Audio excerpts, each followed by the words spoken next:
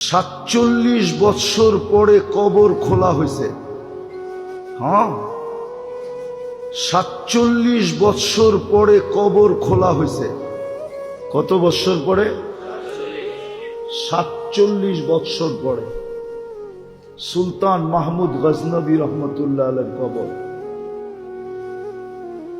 খুলা দেখছে, যেমন রাখছিল অমনি রাখা আছে, কাপড়ে মাটির একটু দাগও লাগে নাই,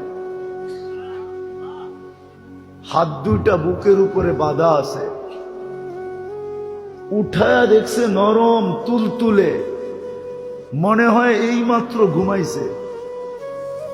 ফ্রান্সিসি ইঞ্জিনিয়ার কপ চেহারার থেকে কাপড় খুলছে আর একটা চিৎকার দিয়া বেহুশ হয়ে গেছে। হুশে আইসা বলছে, কলেমা পড়ায়া দাও। বলছে, কি দেখা কলেমা পড়লা? বলে, ওটা বলা যাবে না, কি দেখা কলেমা পড়লাম। পড়ায়া দাও, এটা বলতেছি, পড়ায়া দাও। মনে হইতেছে এক্ষণ ঘুমাইল।